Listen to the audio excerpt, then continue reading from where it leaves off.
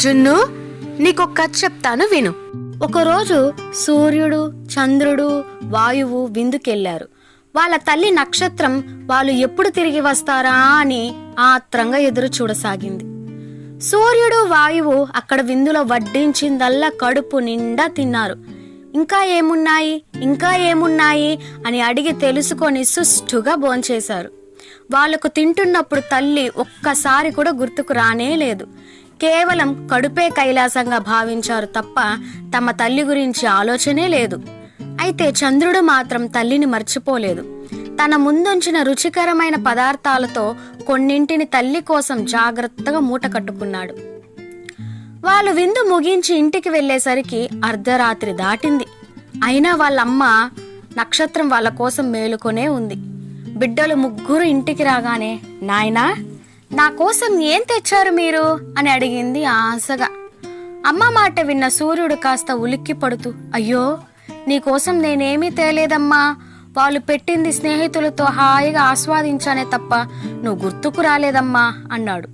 కొడుకు మాటలు విన్న చుక్క తల్లి గుండె కలుక్కుమంది. ఆమె వాయువు వైపు చూసింది. అతడు ఇలా సమాధానమిచ్చాడు, నేను కూడా నీకోసం ఏమీ తేలేదమ్మా, నేను సుష్టిగా భోంచేయడానికి విందుకు వెళ్ళాను తప్ప నీకోసం ఏదో ఒకటి తేవాలనుకోలేదు. ఆ తల్లి హృదయం మరింత గాయపడింది. ఆమె వీడేం చెబుతాడో చూద్దామనుకొని చంద్రుణ్ణి చూసింది. చంద్రుడు తల్లితో ఇలా అన్నాడు, అమ్మా, నువ్వొక పళ్ళెం తీసుకురా, నీకోసం అత్యంత రుచికరమైన పదార్థాలను తెచ్చాను. నేను విందులో ఏ పదార్థం తింటున్నా నువ్వే గుర్తుకు వచ్చావంటే నమ్ము. చంద్రుడి మాటలు విన్న చుక్క తల్లి హృదయం ఆనందంతో నిండిపోయింది. చుక్క తల్లి తర్వాత సూర్యుడి వైపు తిరిగి ఇలా శపించింది, నువ్వు విందు ఆస్వాదిస్తున్నప్పుడు నీకు నీ తల్లి గుర్తుకు రానందుకు నువ్వు సిగ్గుపడాలి. నువ్వు వట్టి స్వార్థపరుడివి కనుక ప్రజలు నిన్నెప్పుడూ తిట్టుకుంటారు. నీ కిరణాల వేడి ప్రజలను బాధ పెట్టుగాక. నువ్వు తీవ్రంగా మండుతున్నప్పుడు నీ మొహం ఎవ్వరు చూడరు. నిన్ను చూడగానే నెత్తి మీద గుడ్డైనా వేసుకుంటారు, లేదా గొడుగైనా అడ్డం పెట్టుకుంటారు అంది. తరువాత చుక్క తల్లి వాయువు వైపు చూస్తూ ఇలా శపించింది, నువ్వు కూడా స్వార్థజీవివి.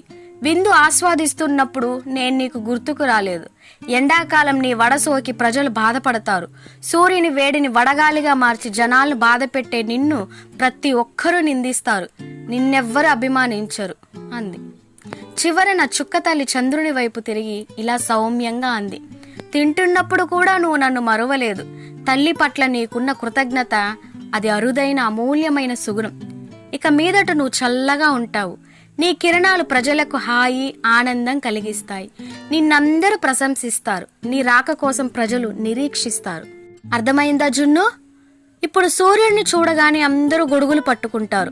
వాయువు ఎండాకాలంలో వడగాలిగా బాధిస్తుంది. కానీ చంద్రుడు రాత్రి నిద్రపోయే ముందు చల్లగా తోడుంటాడు. అతని చల్లని కాంతి మన హృదయాన్ని హాయిగా చేస్తుంది. ఎందుకంటే ఆయన తన తల్లిని మరవలేదు. మనము మన తల్లిని ఎప్పుడూ మరవకూడదు. అర్థమైందిగా? ఈ వీడియో కనుక మీకు నచ్చినట్లయితే ప్లీజ్ ఒక్క లైక్ ఇవ్వండి. ఇలాంటి మరెన్నో వీడియోస్ కోసం వెంటనే సబ్స్క్రైబ్ చేసుకోండి.